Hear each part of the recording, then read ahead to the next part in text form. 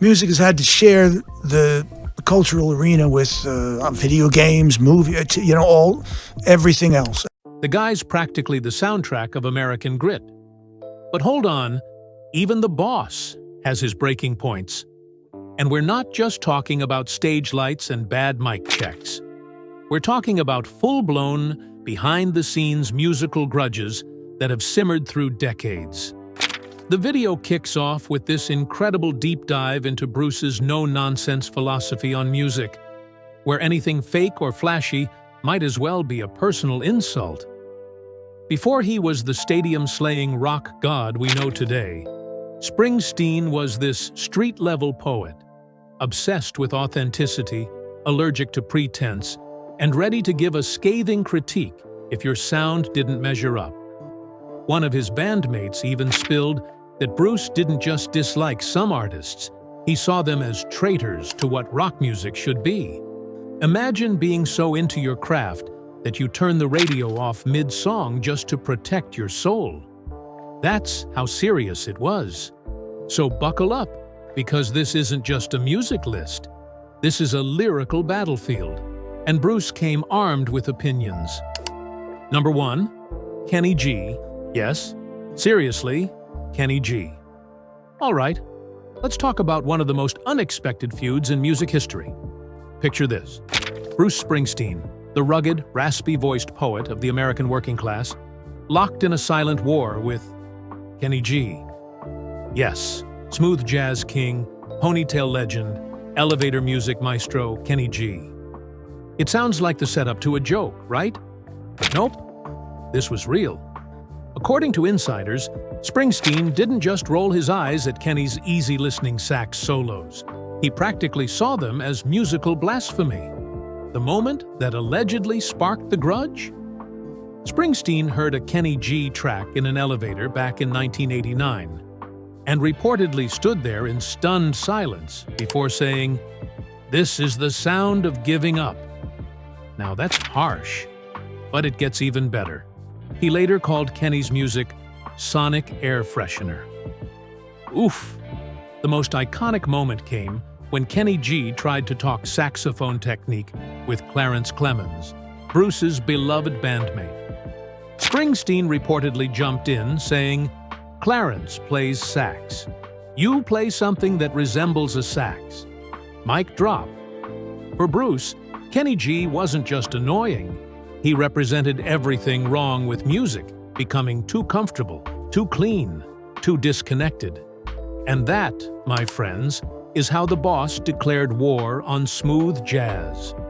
One sax solo at a time. Number 2, disco, the genre that made Bruce break a sweat. So, let's rewind to the glittery, glitzy chaos of the late 1970s. Disco balls spinning, the polyester suits everywhere, and a thumping beat that made the world want to dance. But not everyone was down to boogie. Enter Bruce Springsteen, the man who wore denim like a second skin and sang anthems for the American soul. To Bruce, disco wasn't just a passing fad, it was the enemy. Not the kind you throw shade at during interviews, but the kind that you stare down in silence from across a dimly lit nightclub, just waiting for it to blink first. Bruce didn't hate disco for the fun or the flash. He hated what it stood for: perfection, polish, and a machine-made beat that erased the rawness he lived for. According to his inner circle, Bruce thought disco had replaced the human heartbeat with a metronome. Harsh? Maybe, but also kinda poetic, right? One pivotal moment came in 1978, when he actually went to a New York disco just to see what the fuss was about. He didn't dance. He didn't smile. After an hour, he simply said, "Perfect music for people who don't want to think or feel too deeply." Brutal. Disco, darling. You just got Springsteened. Number 3. Duran Duran. When music videos made Bruce see red. All right, let's set the scene. It's the neon-drenched, eyeliner-heavy world of the early 1980s. MTV has just taken over living rooms everywhere, and Duran Duran are strutting through jungles and yachts like rock gods on a fashion runway. But while millions were swooning over their cheekbones and killer hooks, Bruce Springsteen was having none of it. To him, this wasn't music. It was marketing with a backing track. And if there's one thing Bruce couldn't stand, it was style over substance. Bruce didn't just dislike Duran Duran, he viewed them as a warning sign that rock's soul was being hijacked by hair gel and camera angles. According to those in his camp, he once quipped that the band weren't musicians but models with instruments. Ouch. That stings more than a poorly mixed synth beat. Things got especially tense in 1984 when both Bruce and Duran Duran appeared in the same issue of Rolling Stone. Editors hoped to create some kind of cross-generational rock conversation. Instead, Bruce shut it down, allegedly saying, "I talk about Woody Guthrie and Hank Williams. I don't have anything to say about fashion plates." And just like that, the divide between storytelling and spectacle had never been clearer. Number 4. Phil Collins, From Genesis to Friction. Okay, let's talk about a musical beef that absolutely no one saw coming. Bruce Springsteen versus Phil Collins. Yes, you read that right. The boss had major issues with the man behind In the Air. Tonight, and no, it wasn't just about that iconic drum fill. On the surface, these two seem worlds apart.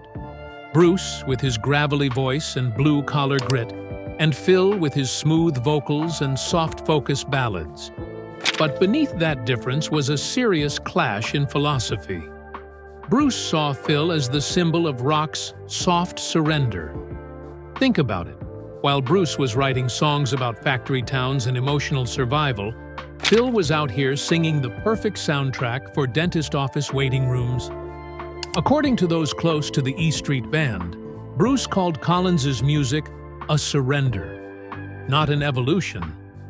Things got even frostier during the mid-1980s when both artists were topping the charts. While Phil was hopping between London and Philly to play both ends of Live Aid, Bruce was reportedly unimpressed, allegedly muttering, "Some people will go to extraordinary lengths to be everywhere except inside the music." The final jab came when Bruce criticized Collins's move from prog rock to pop ballads, calling it calculating. To Bruce, truth in music wasn't optional. It was the whole point.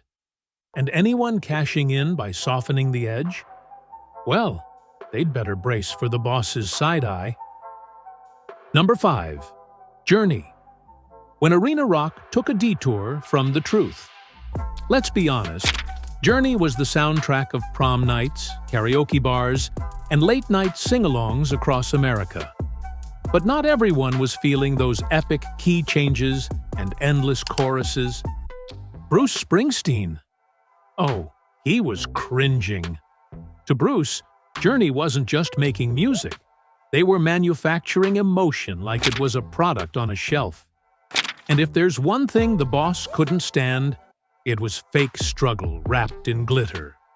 Word has it that Bruce once told E Street bassist Gary Talent, "They've discovered you can make more money by removing the struggle from rock and roll." That line alone deserves its own Grammy. The feud really took shape in the early 1980s, after a backstage encounter where Steve Perry, Journey's golden-voiced frontman, approached Springsteen with admiration. Bruce reportedly shut him down with a cold, "You write about feelings that sell well. I write about the working man." Yikes! It wasn't just a diss, it was a mission statement. For Bruce, Journey symbolized the sanitized, glossy version of rock that skipped the grit and jumped straight to the stadium lights. And don't even get him started on Don't Stop Believin'. Bruce allegedly called it a fantasy version of struggle, one that sold millions while skipping the pain. For Bruce, that was the ultimate betrayal. Number 6. Bon Jovi. When Jersey Pride turned into rock and roll rivalry. Now this one stings a little. You'd think two rock titans from the same Garden State zip code would have each other's backs, right? Nope, not when one of them is Bruce Springsteen and the other is Bon Jovi. What could have been a brotherhood turned into a silent standoff? Springsteen reportedly saw Bon Jovi as the Hollywood version of his gritty New Jersey gospel. The hair was higher, the jeans tighter, and the stories way shinier. While Bruce was singing about factory towns and busted dreams, Bon Jovi was riding steel horses through a stadium fog machine. The tension really started to simmer in the mid-1980s, when Bon Jovi blew up commercially. Bruce allegedly called their music the postcard version of New Jersey, you know, the glossy one tourists love, but locals side-eye. One insider even claimed that Bruce would change the radio station anytime a Bon Jovi track came on, once muttering, "From the same state, maybe, but not from the same planet." Things didn't get better at charity gigs either. Bruce reportedly watched Bon Jovi's set with a pained expression, later telling his drummer, "That wasn't New Jersey. That was New Jersey, through a Hollywood filter." Ouch. Rock may never forgive, but it sure does remember. Final chord. When the boss speaks, the industry listens. So here we are, at the end of our rock and roll roller coaster. And what have we learned? Besides the fact that Bruce Springsteen could probably write a protest anthem about a salad bar, we've seen a whole new side of the boss. Sharp, passionate, and completely unfiltered. These weren't just musical disagreements.